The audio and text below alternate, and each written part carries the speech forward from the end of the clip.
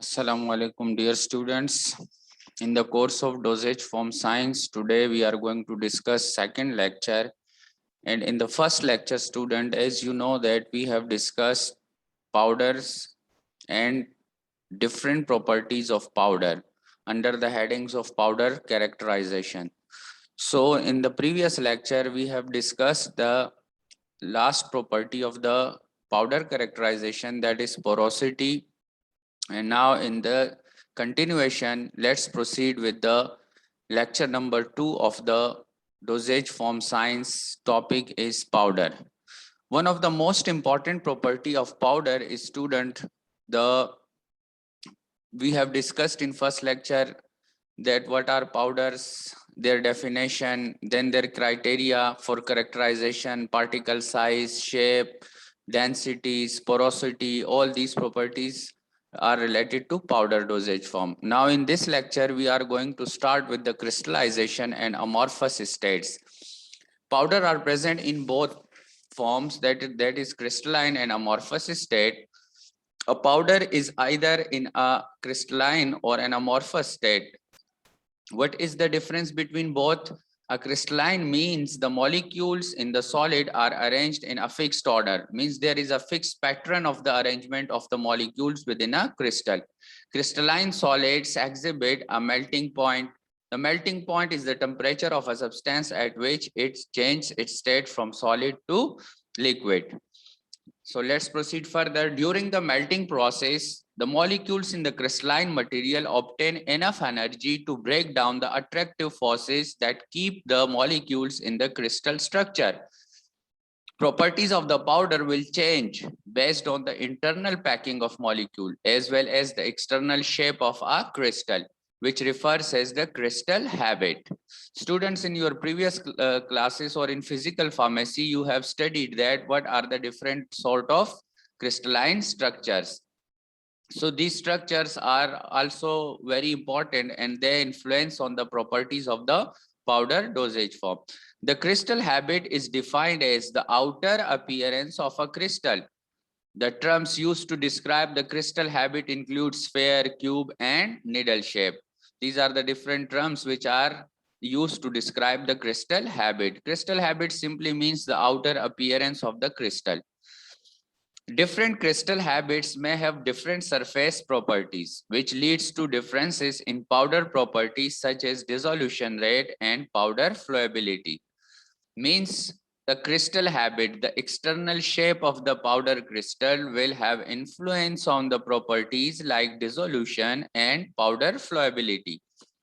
Powder flowability and dissolutions are very important in case of pharmaceutical products, because these are the properties which are important for the release of the drug, and that is dissolution, because if the dissolution rate is not proper, then there will be no therapeutic response.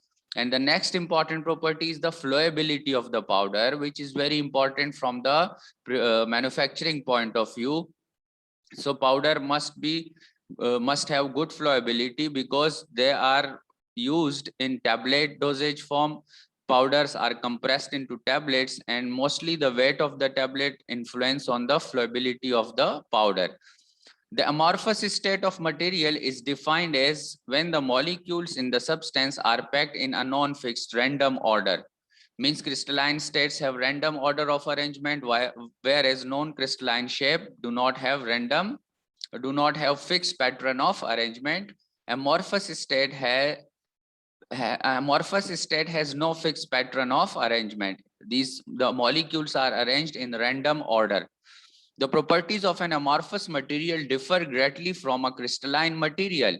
An amorphous solid does not have melting point as the crystalline form does. Characteristics of an amorphous material is the glass transition temperature, which refers to the temperature at which the state of the solid transforms between rubbery and glassy state.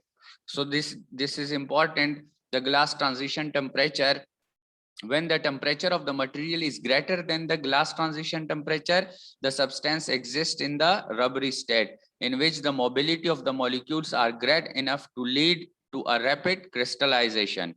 When the temperature is lower than the glass transition temperature, the substance exists In the glassy state, in which the mobility of molecule is low and the amorphous form can exist for a longer time compared with the rubbery state. So there is a transition between the state due to the glass transition temperature, and these two properties will affect the mobility of the materials or the mobility of the powder molecules. It is possible to lower the glass transition temperature of an amorphous solid by addition of plasticizer. Water is an excellent plasticizer for most of the materials and will reduce the glass transition temperature. The water molecules can penetrate into the amorphous form of a material due to the large void spaces left in the structure. Hence, in most cases, amorphous solids tend to absorb large amounts of water, thus causing a stability challenge for pharmaceutical scientists. The amorphous state of a substance can be produced when the solidification process is faster than the crystallization process. So you will have to find out that what is the difference between solidification and crystallization process, such as spray drying and ultra rapid freezing, or by breaking the crystal form, such as by milling. So there is a difference between the solidification process and crystallization process, and I want you to find out these differences. Let's proceed further. The state of a material, whether amorphous, crystalline, or both, has a great impact on the solubility or dissolution rate of a solid powder, which is discussed in the dissolution rate section. Polymorphism refers to crystals with different packing orders. Polymorphic forms are obtained by changing the crystallization conditions, for example, by changing to a different solvent or changing the stirring method. There are numerous examples of organic materials, including drugs and excipients, that exhibit polymorphism. Polymorphism refers to crystals with different packing orders. So polymorphism will influentially affect the dissolution rate and other properties of the powder. Now, student, next topic is the production of powders, that how can we produce powder material for pharmaceutical use. Simply, you can see that the molecular aggregation. The first process through which we can obtain powders is precipitation and crystallization. Pharmaceutical powders can be produced by precipitation and crystallization. They are relatively similar processes by making a solid solute precipitate out of a solution. To achieve this, first a supersaturated solution of the solute is necessary condition, which means the concentration of the solute in the solution is higher than the equilibrium solubility of the solute. So to form precipitation on crystallization, supersaturated solution is prepared, and then from that supersaturated solution, we can precipitate or crystallize out the powders. Supersaturation does not yield a thermodynamically stable system. The exceeded solute tends to precipitate out. Second, after it reaches supersaturated concentration in the solution, the crystal or amorphous form starts to experience nucleation and growth. Now, what is nucleation and growth? Nucleation is known as the process whereby solute molecules are gathered into a small mass on which the crystal or amorphous form can continue growing. Growth means there are more solute molecules coming onto this small mass. So this is nucleation. It is a simple process. First, small mass of the powder material aggregate, and then on that mass further growth of the powders occurs. Many approaches have been developed to accomplish precipitation or crystallization.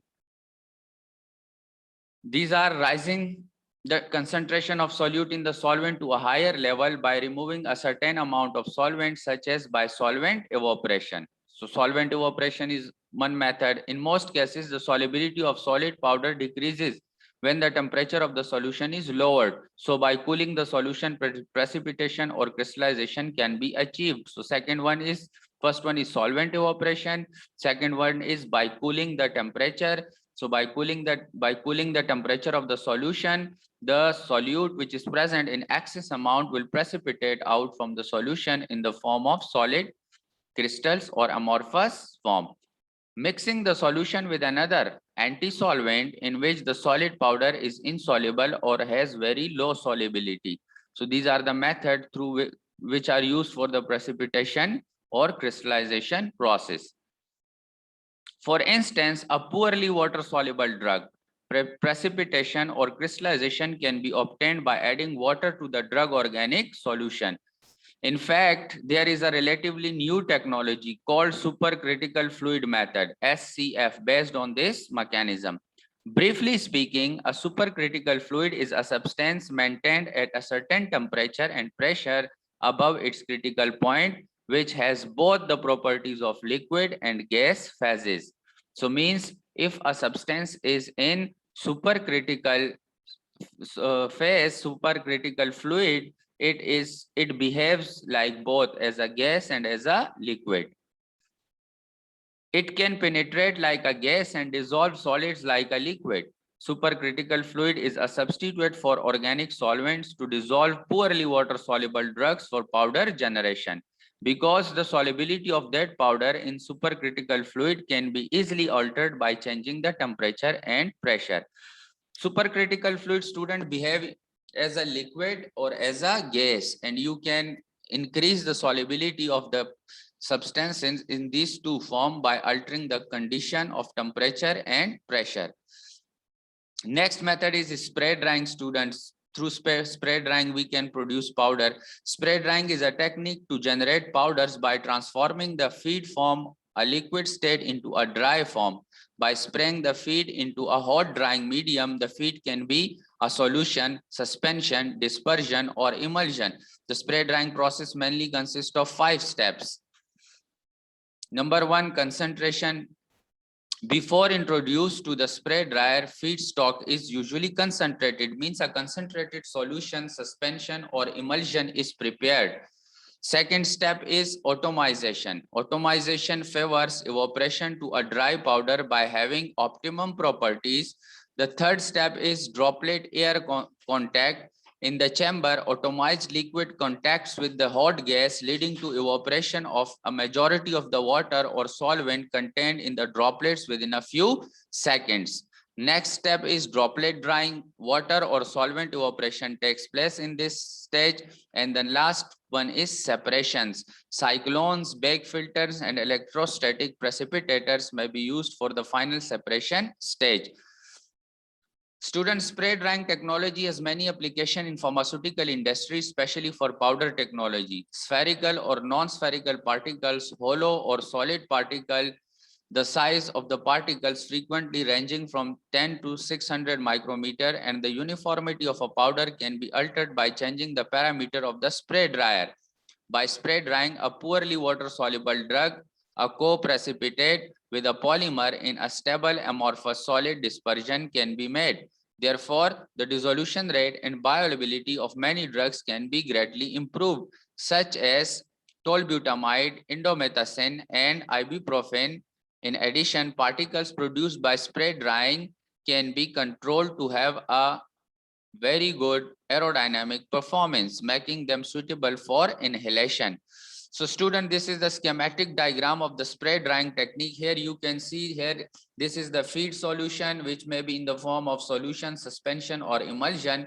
Then this feed solution is feed through a pipe into the drying chamber. Here, this is the atomizer. By atomizer, we means that this feed solution will be converted into very small droplets, and then in drying chamber, these droplets will be dried, means the solvent in which you have dissolved the solute, the powder, that solvent will be evaporated. After that, the powder will be collected, and then in this cyclones, different size particles of the powders will be separated into a collecting vessel. So this is the simple diagrammatic representation of the spray drying technique. Now, next technique is spray freeze drying.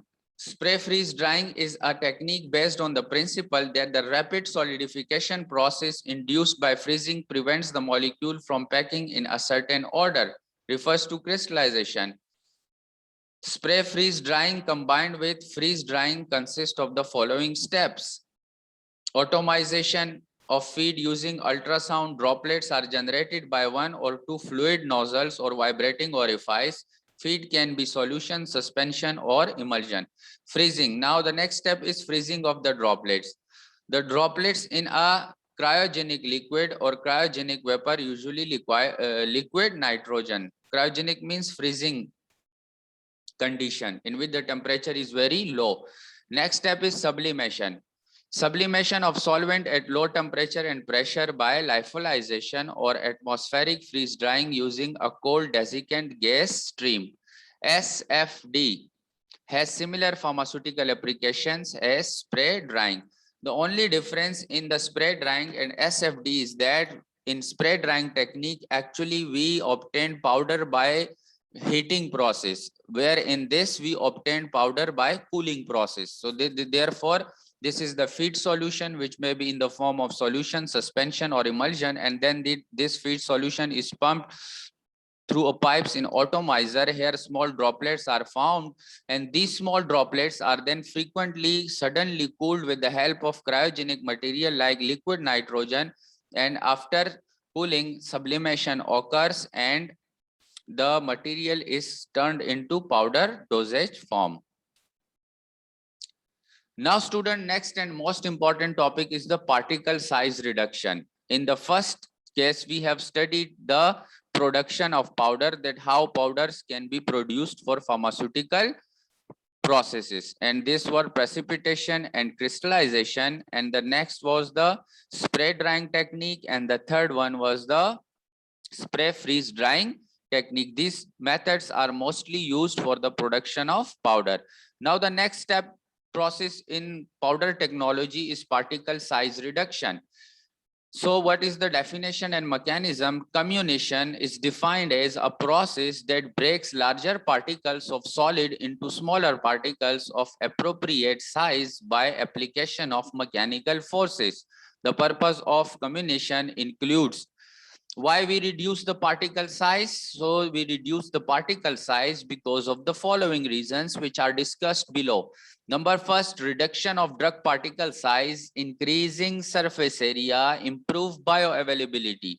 Means reduction in powder or particle size of the powder will enhance the bioavailability of the powders. Number two, alteration of powder flow, improve mixing efficiency of different drugs and reduce powder irritation propensity. So by particle size reduction, we actually we want to get a uniform size of the powder, as we know that powder is an aggregation of different types of particles which may have different orientation in the space, different properties, different surface textures. So powder is a mixture of particles. So to obtain a uniform size of the powder so that they can flow or they can mix efficiently, we will have to reduce the particle size. So alteration of powder flow, improve mixing efficiency of different drugs and reduce powder irritation propensity. We can achieve these by the reduction of the particle size of the powder. Next, acceleration of dissolution rate of the powder. By decreasing particle size, rate of dissolution increase, which ultimately will increase the bioavailability. Further, particle size reduction facilitates formulation of powder into various dosage forms such as suspension, tablets, and capsules. In order to formulate these dosage forms, we will have to reduce the particle size of the powder. So therefore, we reduce the particle size of the powders. The manually operated procedures are trituration, pulverization, and levitation. As student, you have a clear idea of all these processes. We have discussed these processes in our labs and also in theory classes in the same course, Dosage Form Science 410 for first semester. Now let's describe these processes shortly. What is trituration? Trituration is used to comminate, means to reduce particle size and to mix powders. One, a porcelain preferred than glass mortar. Porcelain is preferred than glass mortar. Second, a glass mortar is preferable for chemicals that stain a porcelain. When granular or crystalline materials are to be incorporated into a powder product, these materials are comminuted individually and then blended together in the mortar. The next important process is pulverization. Substances are reduced and subdivided with an additional material, that is solvent, that can be removed easily after pulverization is complete. This technique is applied to substances which are gummy and tend to re-agglomerate or which resist grinding. As camphor, which is gummy, so addition of alcohol or other volatile solvent can be reduced radially to a fine powder. Similarly, iodine crystal may be comminuted with the aid of ether. In both instances, the solvent is permitted to evaporate and the powder material is recovered. So this is the process. Here you can see that we actually add a third substance to reduce the size of the particles, and this process is important for the gummy substances which have gummy nature. So we use the process for particle size reduction that is suitable for gummy substances is pulverization. The next is leviation. In this process, a paste is first formed by the addition of suitable non-solvent to the solid materials. Then second step, particle size reduction, then accomplished by rubbing the paste in a mortar with a pestle or an ointment slab using a spatula. So these are the processes which are used for the laboratory scale preparation of the powder material. Now, particle size reductions which are used for the comminution of the particle size or to reduce the particle size on large or industrial scale, there are different types of equipments which are used on the industrial scale. So there are numerous types of large scale comminution equipment available in pharmaceutical industry, which can be classified into three categories based on feed and size. Number one, coarse crusher. Coarse crusher examples are jaw, gyratory, roll, and impact crusher with feed materials ranging from 1.5 to 60 inches. Then intermediate grinders, rotary cutters, disc, hammer, roller, and chaser mills with produce provided between 20 to 200 mesh size. Fine grinding mills like ball, rod, hammer, colloid, and fluid energy mills. High-speed mechanical screen and centrifugal classifier in which particles can pass through 200 mesh size. So these are the different types of equipment which are used on the industrial scale for the reduction of particle size. And these are classified on the basis of the feed and the size of the powder through which are produced through these equipments. The first one is coarse crusher, intermediate grinders, and fine grinder mills. For comminution equipment, three fundamental actions are involved in the comminution process. Either you are using fine grinder, coarse, or intermediate. These three fundamental actions are involved in that comminution process or in that size reduction process. Number one is attrition. What do we mean by attrition? Breaking down of the material by rubbing action of two surfaces. If two surfaces rub with one another and there is a material between them and the particle of that material is reduced, then this mechanism is called attrition. The second one is rolling. Rolling uses heavy rolling to crush and pulverize the materials. Rolling mills are actually in industrial practice, they are used. So when particle size reduced due to heavy rolling of the equipment, this is called rolling. And the third and most important is the impact.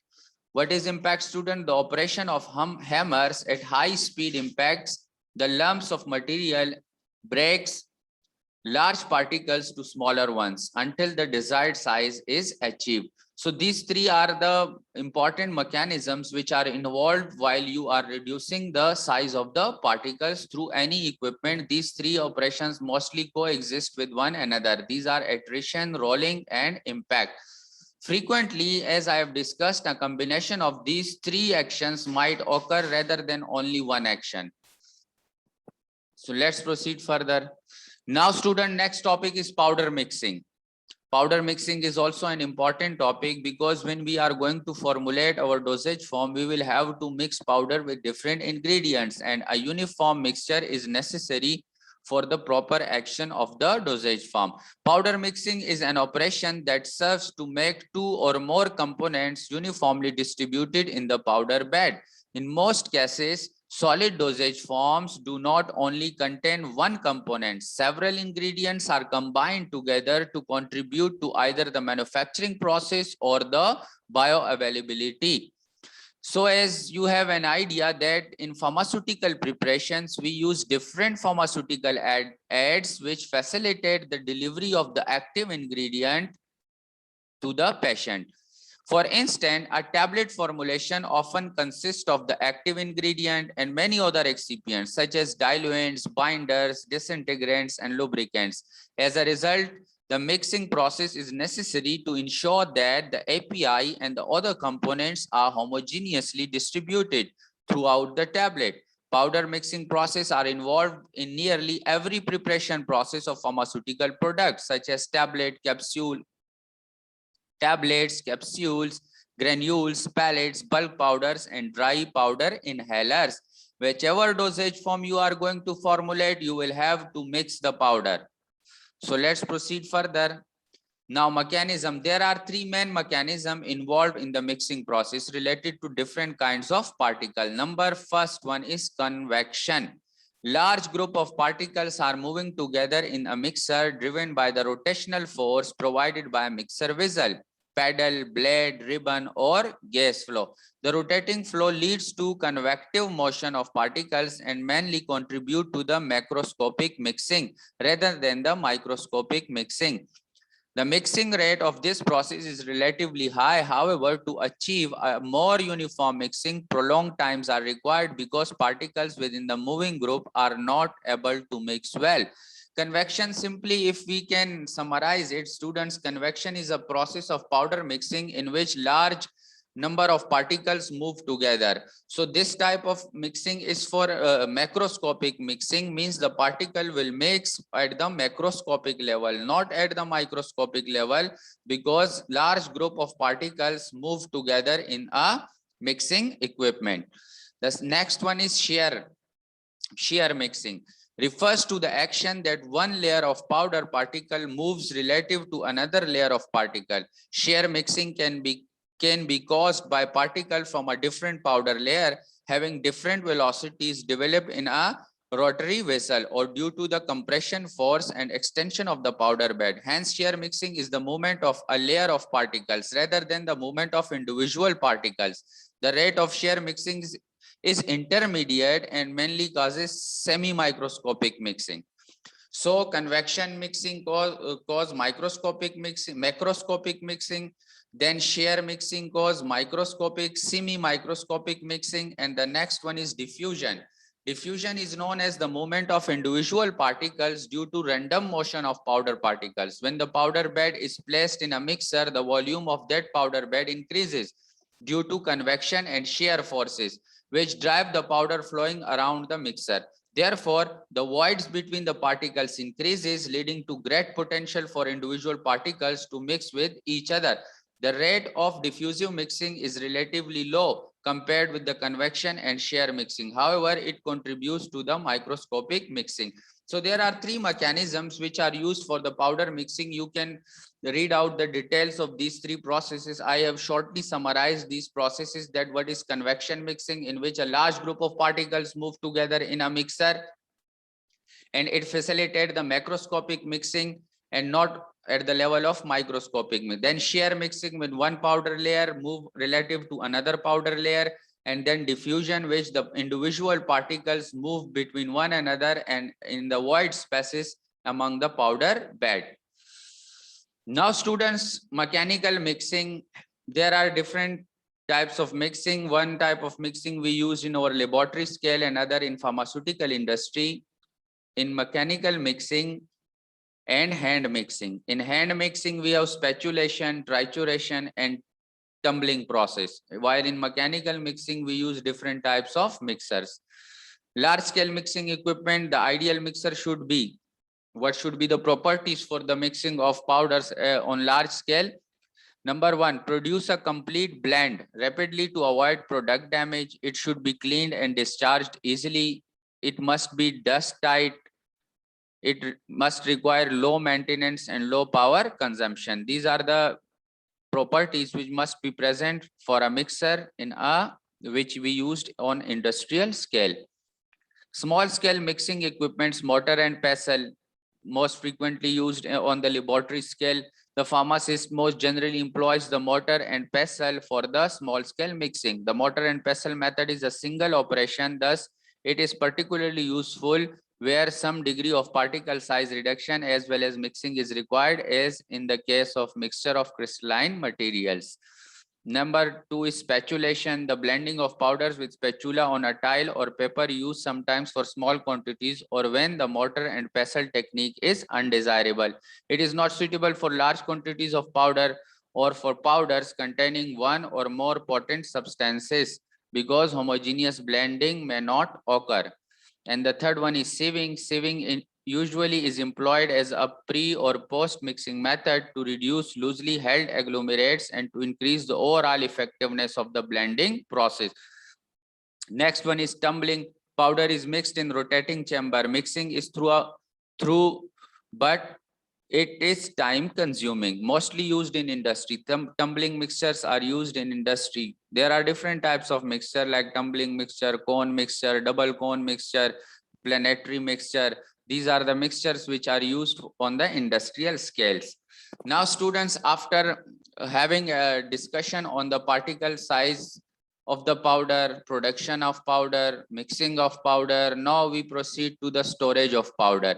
In most cases, powders are stored in bins, which are called silos. Silos are classified by their height. Shallow bins, 1.5 less than or equal than 1.5 diameter or 1.5 means those bins which have height less than or equal to 1.5 or 1.5, and deep bins which have which have height greater than 1.5 or 1.5, where h is the height of the silo and d is the inside diameter of a circular silo, and a is the short side length of the rectangular silo. So a is for short side length of the bin, and d is for the internal diameter, and h is for the height. On the basis of height, diameter and short side length of the rectangular silo, these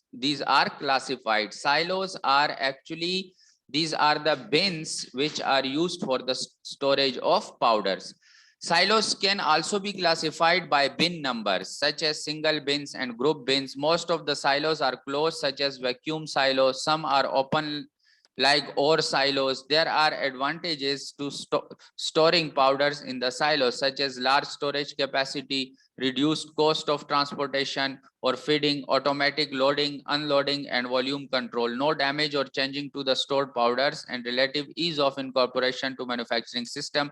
Actually, student, these silos are have pneumatic control system, and from these silos you can transfer powders to your manufacturing facility without the wastage of powders, without any dusting. You can facilitate the process by storing these powders in silos.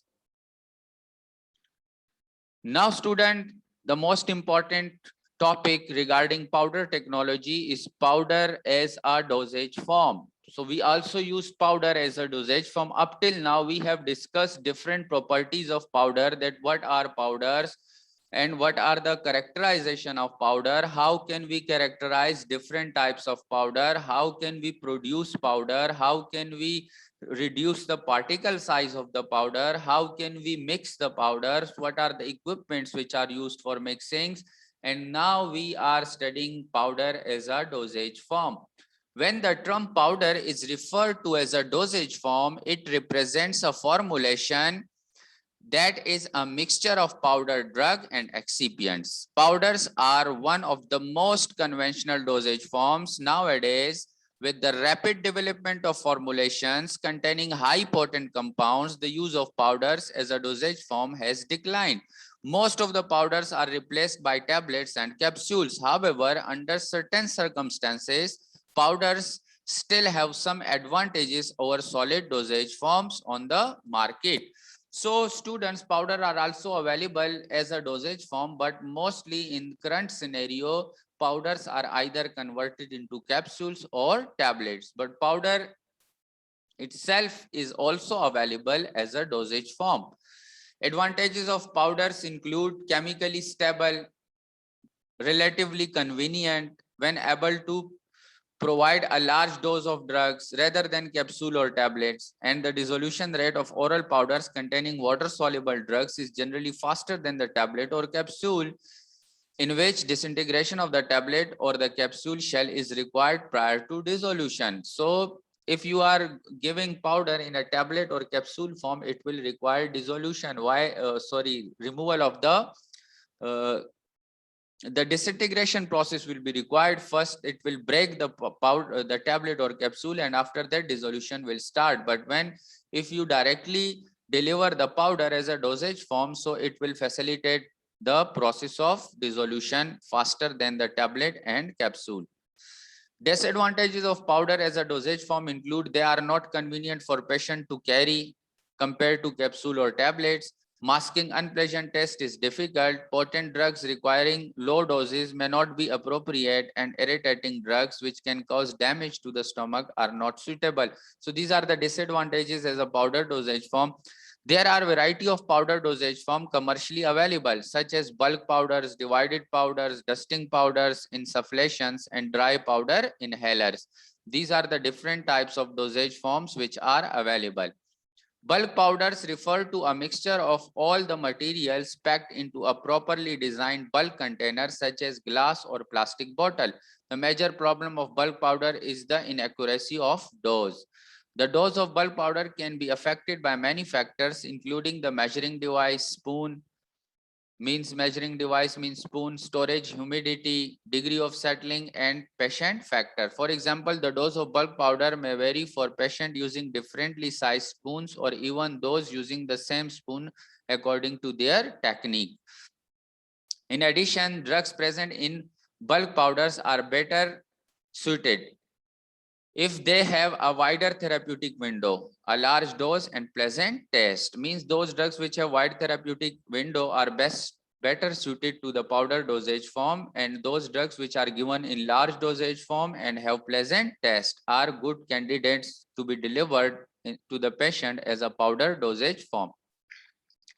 Effervescent powders are a special type of bulk powder.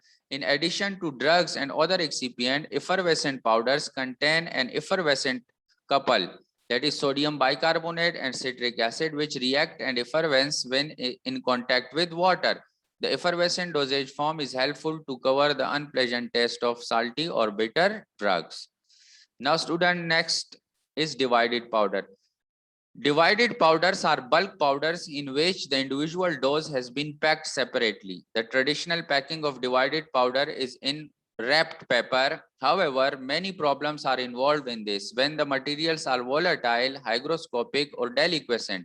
Therefore, modern packing methods are developed to replace the use of paper wrapping, such as foil and plastic laminates. Effervescent powders can be packed into individual doses because the plastic laminates can protect powder from moisture absorption. The powder product should always be protected from exposure to moisture. Otherwise, it will gain moisture and will affect the dosage form. Now the dusting powder. The next powder as a dosage form is the dusting powder. Dusting powders are designed for external use, acting as a therapeutic, lubricant, or protective. For these three purposes, dusting powders are used. Dusting powders act locally and are intended to have no systemic absorption. Dusting powders are usually dispensed in a relatively fine state, micronized, to increase efficacy and decrease irritation. Dusting powders can be packed in glass or metal containers with a perforated lid to allow the powders to be dusted to the effective area. Excellent flowability is necessary for this dosage form. Pressure aerosols are another delivery form that can generate dusting powder. They are more expensive than the sifter container, but several advantages are realized, such as convenient operation and protection from moisture, air, and contamination. So student, dusting powder are simply applied on the surface of the skin, and these are for therapeutic, lubricant, and protective action, and the particle size must be very fine or in micronized state so that it cannot cause any irritation. And you have seen the packing of dusting powders. It is available either in a perforated lid or maybe as a pressure aerosols. Now students, next powder as a dosage form are insufflations and dry powder inhaler. Insufflations are fine powders of drugs which are dosed into the nose, ear or throat by the use of an insufflator. The use of conventional insufflators has declined due to poor patient compliance and dose non-uniformity. Some newly developed devices have been introduced to replace the traditional insufflators. In these devices, drugs are usually dispensed with a carrier excipient such as lactose and placed into a hard gelatin capsule. When the device is operated, the capsule is broken and the fine powder is inhaled into the patient's body. Pulmonary delivery of dry powder formulation is a popular approach to deliver the drug to the lung locally for the treatment of such disease as asthma and chronic obstructive pulmonary disease. Dry powder inhalers are similar to the new insufflators previously discussed above.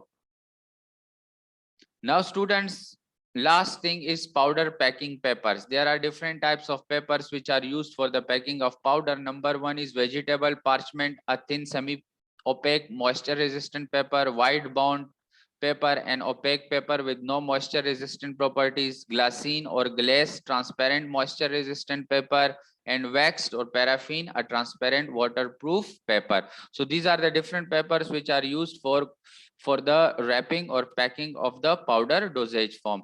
Student, for your concern, in this course dosage form science, we have a detailed study about the powders technology, that what are powders, how powders are produced, what are the equipments and which are used for both industrial and on laboratory scale. And after that we have discussed the mixing of powders.